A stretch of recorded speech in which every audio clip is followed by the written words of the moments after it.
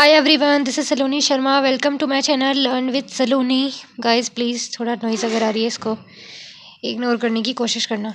आज की वीडियो में हम स्टार्ट करने वाले हैं कॉम्प्लेक्स एनालिसिस का जो अगला टॉपिक है, radius of convergence of power series. ठीक है, इससे पहले हमने टेस्ट पढ़े थे कन्वर्जेंस चेक करने के लिए और उससे पिछली वीडियो में पावर सीरीज़ के बारे में पढ़ा था। तो चलिए देखते हैं रेडियस ऑफ कन्वर्जेंस क्या होती है। तो हमारे पास सीरीज़ है ये ए एन जेड की पावर एन। ठीक है, ये जो पूरा फंक्शन है इसको मैंने बोल दिया यू एन। जेड का फंक्शन है तो ब्रैकेट में जेड, सिंपली आप समीशन यू एन भी लिख सकते हो। ठीक है, ये मेरे पास सीरीज़ है। अब ये कन्वर्जेंट कब होती है? जब ये क्या क्यों लिखा है मैंने, कहाँ से आया है ये? By root test. ठीक है, तो रूट टेस्ट है, मैंने लिख दिया ये limit n tends to infinity u n modulus 1/n power less than किसके होगा 1 के, तो तब वो कन्वर्जेंट होता है ना।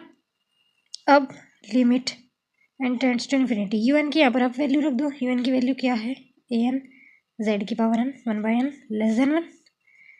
अब limit n tends to infinity a n के पास सेपरेट कर दिया मैंने इसका मॉड्यूलस की पावर 1/n, ऐसे ही जेड की पावर एन का भी सेपरेट कर दिया 1/n power and less than 1। ठीक है, दोनों को। अब ये तो मेरे पास रहेगा ऐसे ही, ये पावर n थी और ये 1/n, तो ये हो जाएगा इससे कैंसिल। ठीक है, तो ये मेरे पास बचा mod z and less than 1। अब हमने क्या किया, now taking limit n tends to infinity, ये जो पूरी टर्म है ये वाली, इसको मैंने क्या अज्यूम कर दिया 1/r।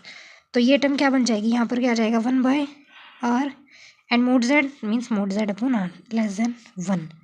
ये मेरा क्या आ गया, mod z less than are.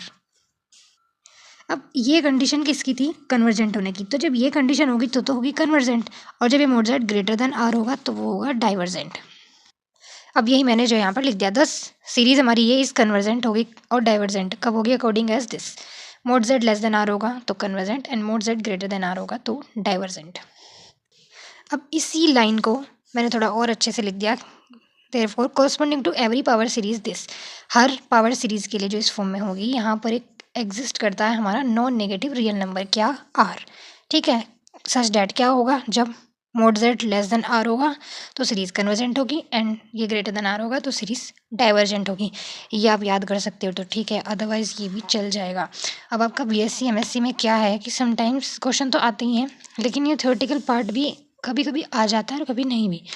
तो क्वेश्चन दोनों टाइप से आते हैं, थ्योरी प्लस न्यूमेरिकल, तो इसलिए आप ये सारा डेरिवेशन टाइप देख लेना। ठीक है, अब ये जो हमारी आर है यही है हमारी रेडियस ऑफ कन्वर्जेंस। ठीक है, अब less than r and greater than r ये कंडीशन क्या है इसको ज़रा समझते हैं। अगर ये रेडियस है तो लेट अस सपोज कि मैंने बना लिया एक सर्कल जिसकी रेडियस है आर।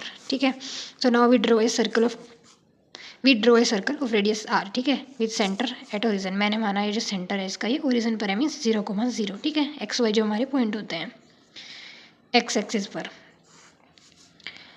अब दो कंडीशन है यहाँ पर जो हमने ये पढ़ा, मोड लेस देन आर के लिए एंड ये मोड ग्रेटर देन आर के लिए।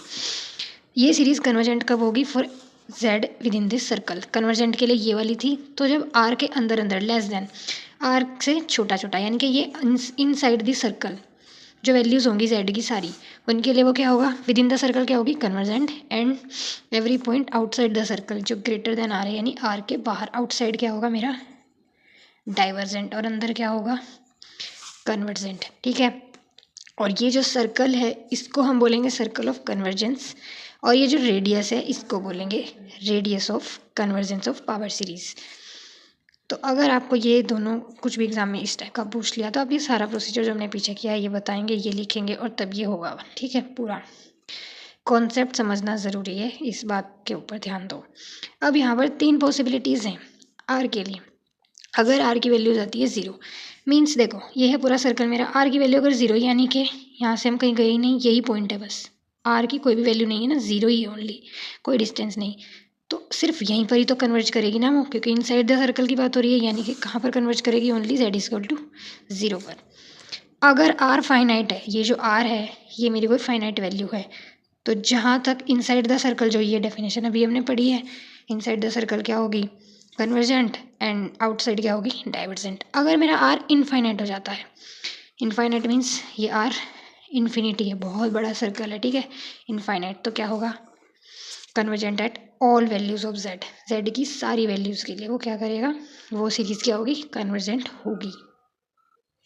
अब एक रिमार्क है, मतलब इम्पोर्टेंट पॉइंट या इम्पोर्टेंट फॉर्मूला टाइप, हमने भी क्या पढ़ा, 1/r किसके इक्वल होता है, सॉरी हाँ, ये 1/r किसके इक्वल, ये हमने एज्यूम किया था अभी पीछे हमने जो डेरिवेशन पूरा किया है, और ये किसके इक्वल होता है, इसके भी इक्वल होता है, limit n tends to infinity mod में an+1 अपॉन an, ये an+1 ऊपर है तो 1/r है, तो यहाँ से एक और पॉइंट निकल के आ जाता है कि r की अगर मैं वैल्यू निकालूँ तो इसका रेसिप्रोकल कर देंगे हम, तो limit n tends to infinity and mod में an+1, ठीक है।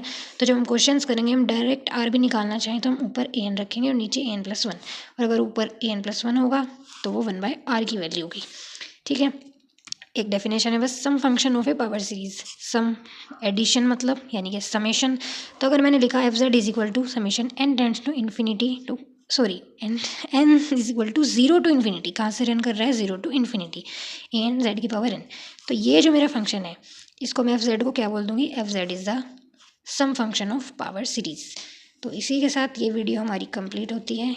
नेक्स्ट वीडियो में हम स्टार्ट करेंगे रेडियस ऑफ कन्वर्जेंस या डोमेन ऑफ कन्वर्जेंस के न्यूमेरिकल्स क्वेश्चंस जो एग्जाम में आते हैं, बहुत इंपॉर्टेंट है, ठीक है। वीडियो अच्छी लगी है गाइस तो लाइक करें, कमेंट करें और अपने दोस्तों के साथ शेयर कर देना प्लीज़, और आगे देखना चाहते हो सीरीज़ तो चैनल को सब्सक्राइब कर लीजिए ताकि आपको सारे नोटिफिकेशंस मिलते रहें। Bye bye.